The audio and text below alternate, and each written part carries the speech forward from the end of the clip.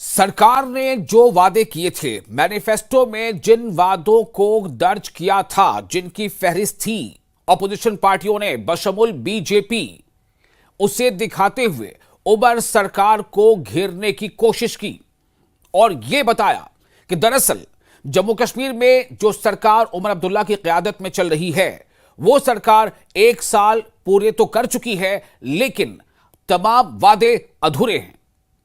और ऐसा नहीं है कि सरकार पर हमला बोलने वालों में सिर्फ और सिर्फ कोई एक खास पार्टी का नाम हो, बल्कि पीडीपी ने भी घेरा, महबूबा मुफ्ती ने भी सवाल उठाए, यहां तक कि जो कोalition पार्टनर है कांग्रेस पार्टी ने भी सवाल उठाए। अब सवाल यह पैदा होता है कि इस सवाल का जवाब क्या है। दरअसल 1 साल पूरा होने के मौके पर उमर अब्दुल्ला ने प्रेस कॉन्फ्रेंस की और प्रेस कॉन्फ्रेंस में कई सवालों का जवाब दिया। सवाल कितने तीखे हैं और सवालों में किस तरह से उमर अब्दुल्ला की सरकार घिरती नजर आ रही है, और उमर अब्दुल्ला सरकार ने यानी उमर अब्दुल्ला वजीर आला ने जवाब के तौर पर कौन सा ढाल सामने लाया है, इस पर करेंगे चर्चा। आप बने रहे हमारे साथ। आप देख रहे हैं JKLH प्राइम डिबेट। मैं हूं आपका मेजबान विशाल।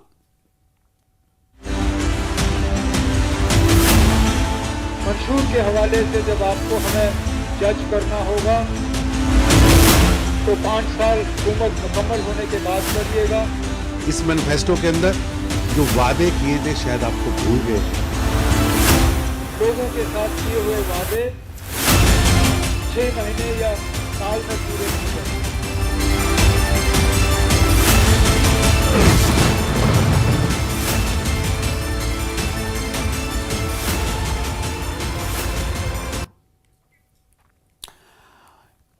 फिर से एक बार आपको इस्तकबाल करते हैं। और सबसे बड़ी बात यह है कि आज जब 1 साल मुकम्मल हो चुके हैं अब्दुल्ला सरकार को, तो इससे पहले काफी दिनों से विपक्ष हमलावर है और बार बार आईना दिखा रहा है कि आपने वादे क्या किए थे। आपने जो वादे किए थे, आपने वो वादे पूरे नहीं किए हैं। उन वादों में जो सबसे बड़ी बात थी वो थी रोजगार देने का वादा, सिलेंडर देने का वादा, बिजली मुफ्त करने का वादा और कई ऐसे वादे थे। लेकिन कई वादों, कहते हैं ना कि कई बीमारियों का सिर्फ एक इलाज, यानी उमर अब्दुल्ला हुकूमत पर जब कई तरह के वादों की खिलाफ वर्जी की बौछार हुई, और इन सवालों को उठाने वाली कोई एक पार्टी नहीं, न सिर्फ यह कि बीजेपी बल्कि पीडीपी भी सवाल उठा रही है, यहां तक कि कांग्रेस भी सवाल उठा रही है। उमर अब्दुल्ला ने जवाब क्या दिया कि जो पार्टी जहां मरकज खासतौर से पिछले 10 सालों से जो उसने जम्मू कश्मीर के लिए किया, उसका पहले वो हिसाब दे दे। हम तो 1 साल अभी आए हुए हैं। और सबसे बड़ा उन्होंने ये कह दी कि स्टेटहुड, यानी मैनिफेस्टो दिखाया अपोजिशन पार्टियों ने, तो उमर अब्दुल्ला ने स्टेटहुड के मुद्दा सामने रख दिया और कहा कि स्टेटहुड क्यों नहीं दे पा रहे। स्टेटहुड का न मिलना कई मसाइल का न होने के मुतरादिफ है, ये उनका कहना था। अभी उसमें किस हद तक जायज़ हैं, क्या उनको तमाम चीज़ों के लिए स्टेटहुड चाहिए, जितने भी वादे किए, क्या जब उन्होंने सरकार बनाई, जब वो चुनाव मैदान में गए, तो क्या उनको ये पता नहीं था कि यूनियन टेरिटरी है। फिर भी ऐसे कई सवाल हम आज चर्चा करेंगे और हमारे साथ खास मेहमान हैं। बगैर वक्त गंवाए मैं उनके पास जाना चाहता हूँ। हमारे साथ जुड़ चुके हैं RS पठानिया, जो बीजेपी के MLA हैं, स्पोक्स पर्सन भी हैं। हमारे साथ जुड़ चुके हैं Zuhaib Yusuf Mir, spokes person PDP, और डॉक्टर विकास पाढ़ा, पॉलिटिकल एनालिस्ट। और कुछ देर में हमारे साथ होंगे एक और खास मेहमान, यानी कि नेशनल कॉन्फ्रेंस के, जो कि आज उनके लिए उनका होना इस पैनल में बहुत ज़रूरी है, जो कि जवाब तो आखिरकार उनको देना है। मैं सबसे पहले एक पॉलिटिकल एनालिस्ट विकास पाढ़ा जी, मैं आपके पास आना चाहता हूं। इससे पहले कि मैं राजनीतिक पार्टियों से बात करूं, सीधे पहले मैं आपसे जानना चाहता हूं कि सरकार से उम्मीदें क्या होती हैं लोगों को, और अगर लोगों ने वोट दिया, लोगों के मैंडेट से सरकार बनी, सरकार ने 1 साल का कार्यकाल पूरा भी कर लिया, इस 1 साल में मतलब सरकार से क्या उम्मीद हो सकती थी जम्मू कश्मीर के आवाम को, वैसे में जबकि एक लंबे अरसे तक वहां पर चुनी हुई सरकार नहीं थी। मैं चाहूंगा कि आप बहुत इख्तिसार के साथ संक्षेप में पहला फर्स्ट रिमार्क दे दें। जी पहले बहुत बहुत धन्यवाद मुझे मौका देने के लिए। जी 1 साल आज उमर अब्दुल्ला सरकार ने पूरा किया है। Union territory of Jammu and Kashmir का ये पहला चुनाव था, जिसमें ये पहली सरकार बनी और ये पहले मुख्यमंत्री बने। और इस 1 साल में जो इनकी परफॉर्मेंस रही है, देखिए ये इलेक्ट हुए थे एक मैनिफेस्टो के तहत। जब लोगों ने इन पे विश्वास प्रकट किया, इनके मैनिफेस्टो में जो जो प्रॉमिसेस किए गए, 12 गारंटियां दी गई कि ये पूरी की जाएंगी, उन 12 में से कितनी गारंटियां पूरी हुई हैं ये हम सबको पता है। और ये मैं अगर कहूँ 1 साल में ये सरकार ज्यादा थिएट्रिक्स में इन्होंने कंसंट्रेट किया rather than delivering it's promises. और ये जो स्टेटहुड की इन्होंने रट लगा के रखी है, मेरा एक ही सवाल है कि पुडुचेरी भी एक यूनियन टेरिटरी है, तो क्या वहां पे सरकार काम नहीं कर रही? यदि स्टेटहुड के बिना काम नहीं किया जा सकता तो पुडुचेरी में भी जो काम है वो ठप हो जाना चाहिए। तो मुझे लगता है कि ये जो इंटेंशन है हमारी सरकार की, वो ज्यादा कन्फ्रंटेशन की तरफ फोकस्ड रही है rather than solving the matters. Youths की समस्याएं थी, अनएम्प्लॉयमेंट की, अनएड्रेस्ड। सिलेंडर दिए जाने थे फ्री, बिजली दिए जानी थी फ्री, वो बिल्कुल नहीं हुई पूरी। और ये भी मैं साथ में ऐड करूंगा कि ये एक मुश्किल वक्त जरूर था हमारी यूनियन टेरिटरी के लिए। पहले पहलगाम हुआ, सिंदूर, ऑपरेशन सिंदूर हुआ, उसके बाद यहाँ पे बाढ़ आई, तो चैलेंजेस भी थे। लेकिन एक इंटेंशन की बात होती है, जो इन्होंने प्रोमिसेस किए, दे प्रॉमिस्ड सन एंड मून, ठीक है, ओके। विकास जी, मैं फर्स्ट बार का ले चुका हूं, मैं फिर आपके पास वापस लौटता हूं और अब मैं रुक करूंगा। हमारे साथ मौजूद है पीडीपी से ज़ुहैब यूसुफ मीर, पीडीपी से। ज़ुहैब, आपके बताना चाहता हूं, सरकार के कितने हाथ बंधे हैं या नहीं बंधे हैं ये एक अलग सवाल है, लेकिन इस बात से इनकार बिल्कुल नहीं है कि बहुत कम ऐसी चीजें हैं जो उनके अख्तियार में नहीं है और बहुत ज्यादा ऐसी चीजें जो उनके अख्तियार में हैं। और उससे बड़ी बात ये कि जब चुनाव मैदान में तमाम पार्टियां कूदी थी तो सबको ये पता था कि ये यूनियन टेरिटरी के लिए हम चुनाव लड़ने जा रहे हैं, न कि रियासत के लिए। Zuhaib, how do your party rate this 1 year? देखिए, this is a saga of disappointment, this is capitulation, pity and complete surrender of Omar Abdullah सरकार in front of the BJP. मैं आपको इसके पूरे एग्जांपल्स देता हूं।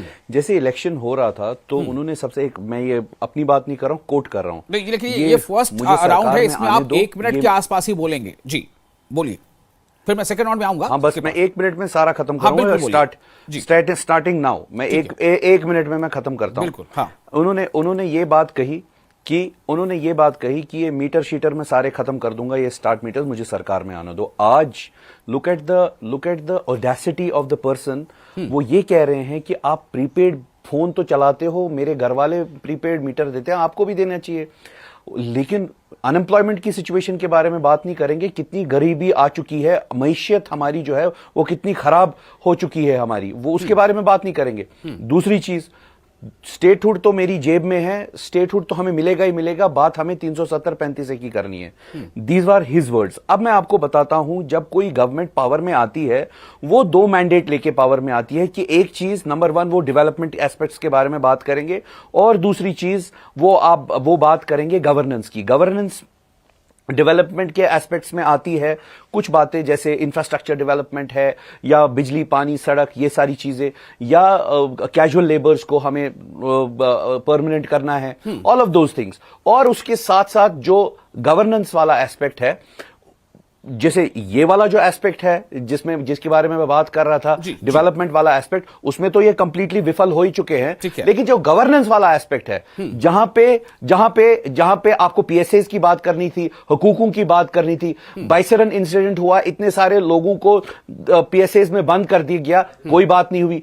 अच्छा, उसके बाद आपने यहां पे घरों में आईडी ब्लास्ट करवाए गए साउथ कश्मीर में, आपने कोई बात नहीं की। टेररिस्ट के लिंक लगा के आपने बहुत सारे लोगों को, सुनिए पूरी बात, बहुत सारे लोगों को नौकरियों से निकाल दिया, आपने कोई बात नहीं की। तो गवर्नेंस स्ट्रक्चर में जब आप देखेंगे गवर्नेंस, हमें पता है कि बहुत सारी चीजें लॉ एंड ऑर्डर के हिसाब से भी आपके हाथ में नहीं थे, लेकिन कम से कम आपको आवाज तो उठानी चाहिए थी। हमें आवाज उठानी चाहिए थी। जहां पर आप कह रहे हैं पीडीपी का मानना है कि आप आवाज उठाने आवाज की आरएस पठानिया हमारे साथ मौजूद है, बीजेपी के एमएलए है, स्पोक्सपर्सन है। पठानिया साहब, मैं फर्स्ट राउंड में चाहता हूं कि आप भी 1 मिनट के आसपास अपना फर्स्ट रिमार्क दे दें कि बीजेपी कैसे रेट करती है। हालांकि बहुत सारे सुबह से हम खबरें चला रहे हैं, अपने बयान भी चलाए हैं कई लोगों के, पर फिर भी मैं चाहता हूं कि इस डिबेट पर अभी आप क्या कहेंगे इस बारे में। जी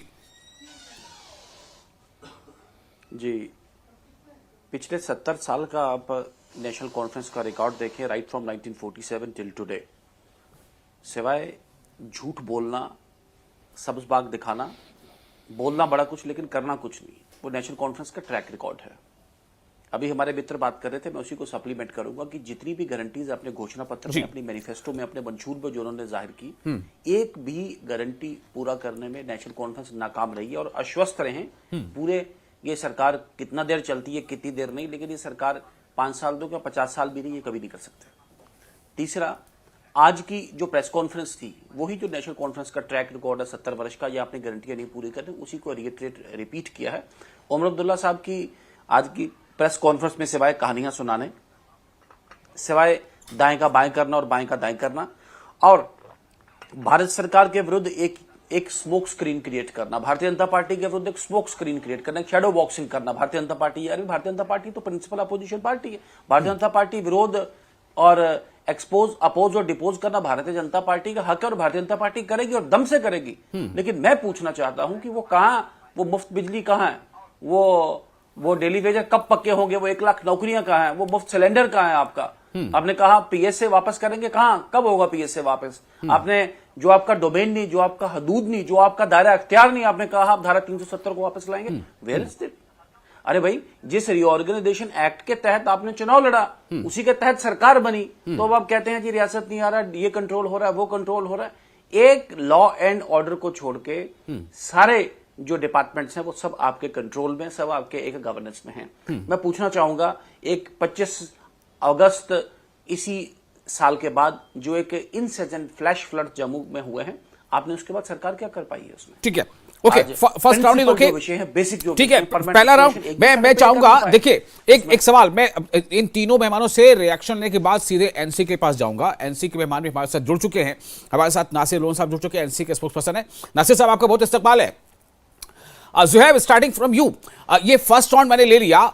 सरकार 5 साल के लिए बनी है, जैसा उमर अब्दुल्ला साहब ने कहा है कि 5 साल में हम तमाम वादे पूरे करेंगे, और ये 1 साल की सरकार नहीं, 5 साल की सरकार 5 साल पूरी करेगी। 5 साल में से अभी 1 साल पूरा हुआ है, 1/4 भी ये नहीं है पीरियड। लेकिन फिर भी ज़ुहैब, 10 में कितने नंबर साल भर के लिए? 50 साल मिलेंगे तब भी नहीं करेंगे। ज़ुहैब, 10 में कितने नंबर साल भर के लिए? 50 मिलेंगे तब भी नहीं, 70 साल भी नहीं किए तो अब कौन सा? ज़ुहैब, 10 में कितने नंबर? 10 में -10, क्योंकि इन्होंने अभी इतनी चाहिए। और हमारी पठानिया जी 10 में कितने नंबर 1 साल के लिए? Zero number. चलिए, यानी कि आप पीडीपी से थोड़ा ज्यादा नंबर दे रहे हैं, वो नेगेटिव में जा रहे हैं, आप 0 पे हैं। ओके, विकास पाठक जी, 10 में कितने नंबर 1 साल के लिए? सरकार 5 साल के लिए, मैनिफेस्टो में वादे 5 साल के लिए हैं। इन्होंने 2-3 अच्छे स्टेप्स किए जो लिए हैं, जैसे मैरिज की असिस्टेंस बढ़ाई और बिलो पॉवर्टी लाइन लोगों के लिए कुछ काम किया, तो मैं 10 में से 2 नंबर जरूर दूं। चलिए ठीक है, 1 साल के लिए 10 में 2 नंबर आप दे रहे हैं। अब मैं आता हूं नासिर लोन के पास। नासिर लोन, बड़ा जबरदस्त हमला हो रहा है, घिर गए हैं आप। बीजेपी ही आप पर हमले नहीं कर रही है, पीडीपी ही आप पर हमले नहीं कर रही है। पीडीपी के ज़ुहैब साहब तो आपको नेगेटिव में नंबर दे रहे हैं, बीजेपी ने तो फिर भी 0 दिया आपको, नेगेटिव में नहीं गए वो। लेकिन सवाल यह है एनसी नासिर लोन साहब, आखिर इसका जवाब कैसे देंगे आप?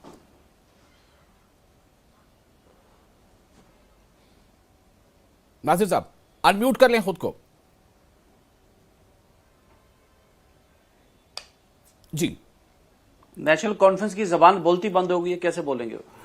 मेरा अनम्यूट ही है। जी हाँ, आ रही आवाज, बोले जी।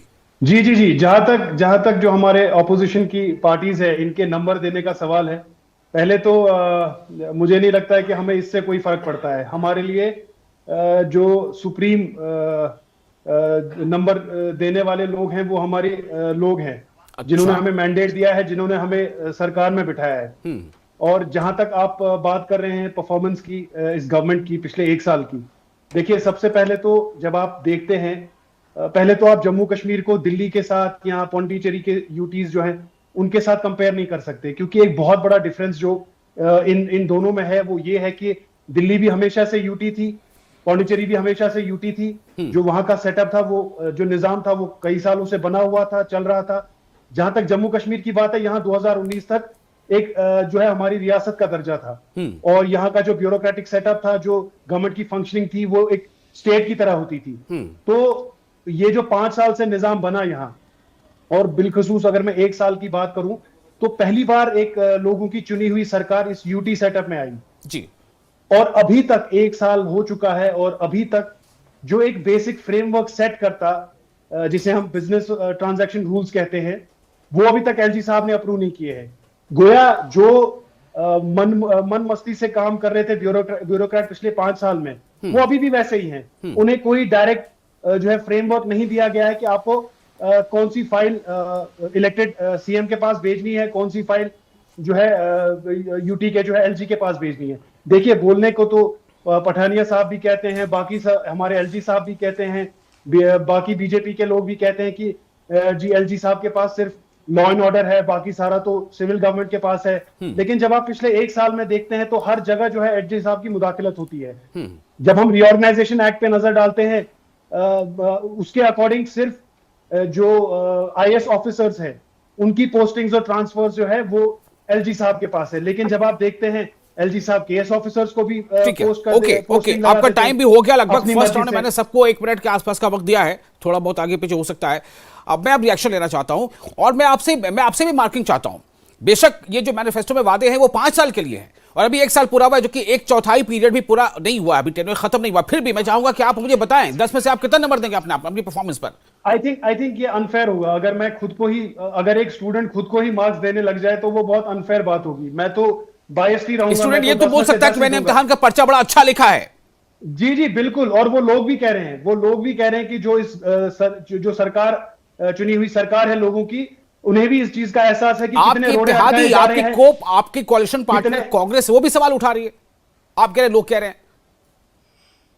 बिल्कुल, कांग्रेस उस पर सवाल नहीं उठा रही है। कांग्रेस सवाल उठा रही है जो है राज्यसभा सीट पे है, जो उस पे भी अगर आप डिस्कशन करना चाहते हैं, मैं उस पे भी वजाहत से बात करना चाहूंगा। लोगों की जो एक्सपेक्टेशंस थी इस दायरे इख्तियार में, जो दायरा इख्तियार अभी फिलहाल गवर्नमेंट्स को है, लेकिन वो तो हमें तो वो भी नहीं दिया जा रहा है। ठीक है, मैं तो वही आपको कह रहा हूं कि हमारी सरकार को एज ए यूटी भी फंक्शन नहीं करने दिया जा रहा है। ठीक है, ओके, ये आपका मैं क्रॉस क्वेश्चन पे आता हूं। ज़ुहैब, आप कुछ कहना चाह रहे थे? जी बिल्कुल, आप बोलिए। मैं कुछ बोलना चाहता हूं। एनीबॉडी कैन ऐड, बस मुझे बस इशारा करें। हाँ बोलिए। मेरे बहुत अजीज दोस्त नासिर साहब ने बहुत अच्छी बात की, बट उन्होंने एक डाइकोटमी बताई सामने। एक साइड से ये कहते हैं कि एलजी सरकार हमें काम नहीं करने देती है, बिल्कुल हर एक चीज में मुदाखलत है। दूसरे साइड से कहते हैं कि लोग हमारी गवर्नमेंट की परफॉर्मेंस से बहुत खुश है। ये तो दो कॉन्ट्राडिक्टरी बातें हैं ना। आप दे हैव डन दिस। मैंने ये नहीं बोला। No, listen to me now, listen to me please Nasir, Nasir please listen to me. I am just trying to tell you one thing, when it comes to their own individual benefits, जैसे इन्होंने allowance और salary बढ़ाने की बात हो, तुरंत से bill pass कर दिया। जैसे इन्होंने अपनी वो बड़ी बड़ी स्कॉर्पियोज और वो तमाशा वो सब किया, वो तुरंत कर दिया ऑर्डर पास। इसी तरीके से why are they lacklustre when it comes to casual labours? Why are they lacklustre when it comes to having a bill for the land rights of the people here? कितने सारे परेशानियां हुई है लोगों को। Why are they lacklustre to open their mouth? हाँ ठीक है, एलजी साहब ने आपके हर एक चीज में मुदाखलत किया, ठीक है, आपकी जबान पे भी क्या मुदाखलत की है? क्या आप जबान भी नहीं खोल रहे? आपकी बहुत अच्छी बॉनहोमी है और आप बहुत अच्छी तरीके से आपको जवाब दे रहे तो बहुत अच्छी तरीके से आप बहुत अच्छी लिसन आप बहुत अच्छी तरीके से आप मैराथन के मैस्कॉट बन रहे हो, दैट इज फाइन। लेकिन उसके साथ साथ जब कश्मीर के लोगों की बात हो, हुकूक की बात हो, डेवलपमेंट की बात हो, गवर्नेंस स्ट्रक्चर की बात हो, there you are dumbstruck. I don't understand, ये डाइकोटमी है तो है क्या? देखिए दो चीजें हैं। आपने ये जो एक पीडीपी का बहुत आसान निशाना होता है कि एमएलएस को गाड़ियां क्यों दी गई, मैं आपको जवाब देता हूं, क्योंकि जो गैरेजेस की गाड़ियां थी या सिक्योरिटी की गाड़ियां थी, एमएलएस रील भी बहुत बनाते हैं, काम कुछ नहीं करते हैं। पहले सुनिए ना, आप ही कहते हैं ये, फिर बोलते हैं कि सब कुछ काम करते हैं वो। पहले जवाब तो सुन लीजिए कि वो जो गाड़ियां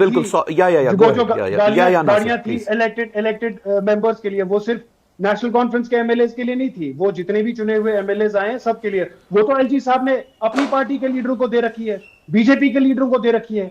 इसीलिए गवर्नमेंट को परचेज करनी पड़ी गाड़ियां, क्योंकि आपके जो इलेक्टेड मेंबर्स हैं उनके लिए गाड़ियां नहीं थी सिक्योरिटी के पास या गैरेजेस के पास। रही बात, उसके बाद गाड़ियों पे स्टक हो गए। मैं बस ये कह रहा हूं कि अगर आपकी कम से कम जबान तो खोलनी चाहिए ना। You have to stand up government. Okay Pathania साहब भी कुछ बोलना चाह रहे हैं। पठानिया साहब जी, ओपन सेशन, पठानिया साहब कुछ बोलना चाह रहे हैं। जी, मैं जी, मैं एक छोटा सा टेक आपसे लूंगा। देखें, ठीक है, कहीं ना कहीं डिबेट ट्रेवल कर रही है कि शायद इन्हें काम करने में कहीं फ्रीडम नहीं मिल पा रही, या कहीं ना कहीं एक नया सिस्टम है, नया माहौल, उसमें ये सेटल नहीं हो पा रहे। I want to put a lead question to the national conference leadership. ये चुनाव जम्मू कश्मीर रीऑर्गेनाइजेशन एक्ट के तहत किया गया था। ये एक्ट अपने आप में एक डॉक्यूमेंट है जिसे पार्लियामेंट का सैंक्शन प्राप्त है, जो पार्लियामेंट के दोनों हाउसेज ने एक अप्रूव किया है, पारित किया है। और ये एक्ट वो है जिसे सुप्रीम कोर्ट ने भी अल्टीमेटली अपना स्टैंप लगाया। अरे भाई, जब आपको अपना दायरा इख्तियार पता था तो फिर आप कहां से आगे वो किसियानी बिल्ली? हाँ, तो आप हमें रीऑर्गेनाइजेशन एक्ट के अकॉर्डिंग ही काम करने जो दीजिए। डेली गवर्नेंस के विषय हैं, according to reorganisation act Jammu Kashmir में हुए, according to reorganisation act restoration कहीं भी कर नहीं पाए। We have not been able to initiate anywhere.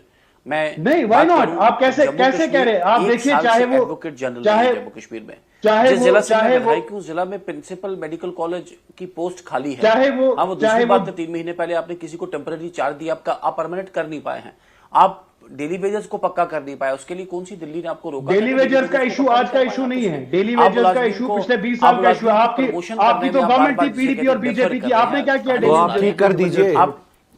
आपने क्या किया? डेली वेजर्स ठीक कर दीजिए। आप उसमें वांट कर एटलीस्ट पिछले 1 साल से भारत सरकार के सिर पे गवर्नमेंट आई है टू बेल दी कैट, वो एक उन पे सर पे मरने वाली बात कर रहे हैं आप इसमें। और ये कभी एलजी साहब के साथ शैडो बॉक्सिंग करते हैं, कभी भारतीय जनता नहीं, शैडो बॉक्सिंग की बात नहीं है। आपने पठानिया साहब आपने बात की रीऑर्गेनाइजेशन एक्ट की। According to reorganisation act, honourable LG is only वैचारिक व्यवहारिक विषयों पे हम तो खुल के आपके विरुद्ध बात करेंगे, आपको एक्सपोज करेंगे। आप जवाब तो सुनिए मेरा। आपकी डब्ल्यूसीटी को, आपकी जवाब तो सुनिए मेरा। एक्सपोज करेंगे। पठानिया साहब कह रहे हैं रीऑर्गेनाइजेशन एक्ट की बात कर रहे हैं। अगर आप मक्खन और मलाई वाली बातें लोगों को सुना के, लोगों के वोट टोपी दिखा के आपने लोगों को वोट तो ले लिए, लेकिन आप लोगों की एक्सपेक्टेशन जवाब ले लेते हैं। Yes, Nasir, your answer. Pathania casual labour bill, क्या लैंड बिल, ये सारी बिल्स को आप पास करेंगे इस सेशन में, असेंबली के सेशन में? आपका क्वेश्चन सुन लिया जी। मैंडेट दिया आपको जी नासिर। देखिए, आपको बजट बहानेबाजी के लिए पठानिया साहब बात क्या आप बिल्स पास करेंगे लेजिस्लेटिव असेंबली में इस बार? और बड़ी ये तो हद हो गई। You want support for Rajya Sabha? जवाब ही नहीं सुनना चाह रहे। दिन एक मोमेंट, एक आपने तो जवाब ही नहीं सुनना चाह रहे। क्या प्लीज गो अहेड नासिर। और सरकार हमसे बड़े लोगों के लिए पठानिया साहब बात कर रहे हैं रीऑर्गेनाइजेशन एक्ट की। ठीक है, अच्छा, लेकिन एक सवाल है, एक सवाल है। एक मिनट मेरे पास टाइम कम रह गया है। 5 साल तो देखिए, अभी जुहैब आपसे मैंने पूछा था कि आप 10 में कितना नंबर देंगे, आपने कहा नेगेटिव। मैंने पठानिया से पूछा, उन्होंने कहा कि 0, लेकिन विकास पाठक जी से पूछा मैं 2 नंबर दूंगा। तो ये 10 में 2 नंबर अगर आ रहे तो कहां से आ रहे? क्या ये पाठक जी को दिख रहा है, यानी नॉन पॉलिटिकल जो लोग हैं उनको दिख रहा है और पॉलिटिकल लोगों को नहीं दिख रहा है? इसका मतलब क्या है? इसलिए दिए क्योंकि नेशनल कॉन्फ्रेंस ने जम्मू कश्मीर के लोगों की हिम्मत भी तोड़ दी, इसीलिए मैंने नेगेटिव 10 दिए। कोई काम के लिए नहीं, नेगेटिव 10 हिम्मत तोड़ने के लिए दी, क्योंकि चुप्पी साधी तो उसने हिम्मत तोड़ दी। अगर ये मोनोलॉग होने वाला है तो फिर आप बोल दीजिए, मैं चुपचाप बैठ जाता हूं अपना माइक म्यूट करके। अगर ये जवाब सुनना चाहते हैं तो मेरी बात भी सुन लें। चलिए जल्दी से नासिर, जल्दी। पठानिया साहब बात कर रहे हैं रीऑर्गेनाइजेशन एक्ट की। उसी रीऑर्गेनाइजेशन एक्ट में वाजिया तौर पे लिखा गया था कि बिजनेस ट्रांजैक्शन रूल्स आएंगे और एक फ्रेमवर्क सेट होगा कि यूटी की एडमिनिस्ट्रेशन, जो इलेक्टेड गवर्नमेंट है, वो कैसे फंक्शन करेगी और जो ऑनरेबल एलजी है उनका क्या दायरा इख्तियार रहेगा। वो अभी तक एलजी साहब लेके बैठे हुए हैं, उन्होंने वापस पास करके नहीं भेजी है। उसके बाद उसमें क्लियरली स्टेटेड था कि एलजी साहब सिर्फ पोस्टिंग्स करेंगे आईएएस ऑफिसर्स की। आप 2 दिन पहले उठा के देख लीजिए, एक केएस ऑफिसर को जो है एलजी ने जो है वो पोस्टिंग दी है। उससे पहले उन्होंने एसडीएम्स की पोस्टिंग की, एडीसीज की पोस्टिंग की। तो या तो आप देखिए, या तो आप क्लियरली ठीक है। अरे आपकी बात समझ गई, आपकी बात समझ आ गई। जो आप जो कहना चाहते हो बात लोगों तक पहुंच चुकी है। विकास पाठक जी से फाइनल कमेंट देता हूं। विकास पाठक जी, मैं आपके पास आना चाहता हूं। क्या वाकई थोड़ी ये आप जो आपकी तरफ से जो 2 नंबर मिले हैं, और मेरा सवाल अब यहां पर ये है कि ये जो एनसीए वाले बार बार ये कहते हैं कि ट्रांसफर पोस्टिंग, ब्यूरोक्रेसी में इंटरफेरेंस, ये सब ये किस हद तक चीजें होती हैं, कितना इसका असर पड़ता है, जो कि आपको इसका तजुर्बा है? देखिए, इसमें ये भी अपनी जगह गलत नहीं है। बिजनेस और ट्रांजैक्शन रूल्स 1 साल हो गए हैं, वो आने चाहिए थे जी। इसमें मैं दोनों साइड की बात करूंगा। मैं एक न्यूट्रल उसके तौर पे बात कर रहा हूं कि वहां से भी कोई, मुझे लगता है, एक कन्फ्रंटेशन जरूर चल रही है। ये 2 पावर सेंटर्स हैं, सबको पता है। जब उमर अब्दुल्ला जी ने इलेक्शन लड़ी, उनको भी पता था कि वो एक चीफ मिनिस्टर और साथ में एलजी के साथ पावर शेयर करनी पड़ेगी जी। इन सर्कमस्टांसेस में आपको एक समन्वय बनाने की जरूरत है, एक कॉपरेशन के एनवायरनमेंट की जरूरत है, ना कि कन्फ्रंटेशन की। तो वहां से भी ताली दोनों हाथों से बजती है, वहां से भी बिजनेस ट्रांजैक्शन रूल्स आने चाहिए थे, things should be made clear. और जहां तक स्टेटहुड की बात है, एक चीज क्लियर कर देनी चाहिए कि 2029 तक स्टेटहुड नहीं मिलने वाली, ये सेंटर को भी क्लियर कर देना चाहिए। Let it function as UT, और यूटी की गवर्नेंस तो कम से कम हो। As a voter I am feeling betrayed. मैंने वोट डाला, मैंने सरकार चुनी और वो सरकार डिलीवर नहीं कर पा रही है। क्या कारण है, क्या नहीं है? At the end of day me as a voter and public of Jammu and Kashmir is suffering.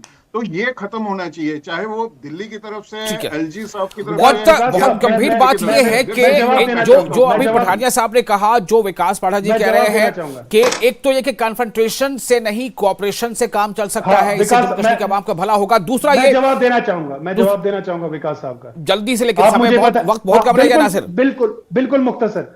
आप देखिए पिछले एक साल से ऑपोजिशन जो हमारी पार्टियां हैं, खासतौर पे पीडीपी, उनका सबसे बड़ा प्रॉब्लम यही रहा है कि हम लोगों ने जो है कोशिश की सिंसियरली कि एक वर्किंग रिलेशनशिप रहे हमारे और दिल्ली की हुकूमत के बीच में। उसके लिए मतलब it has come at a political cost कि जहां हमें क्रिटिसाइज किया जा रहा है इसके लिए, और हमने सिंसियरली कोशिश की कि एक वर्किंग रिलेशनशिप रहे between the union government of Delhi. ठीक है, बात क्या है ना, सियासत है, सभी को सियासत करनी है, सिर्फ आपको नहीं। आप क्या करेंगे सियासत, आप कैसे जनता तक पैगाम पहुंचाएंगे, ये आपका काम है। पीडीपी सियासत कैसे करेगी, वो क्या नैरेटिव बनाएगी, वो पीडीपी का काम है। ये तो आपको समझ रहे हैं ना कि आवाम के आप कैसे जवाब देंगे, क्या जवाब देंगे, ये तो आपको तय करना है। लेकिन पीडीपी का जो इल्जाम है वो ये है कि आपने लोगों की हिम्मत तोड़ दी है। विकास पाठक जी कह रहे हैं कि कन्फ्रंटेशन से काम नहीं चलेगा, कोऑपरेशन से काम चलेगा। चलिए, बहुत शुक्रिया तमाम लोगों का इस खास मौजू पर अपनी बात रखने के लिए, और आप दर्शकों का भी आप लड़े रहे न्यूज़ 18 के साथ। हमें दे इजाजत।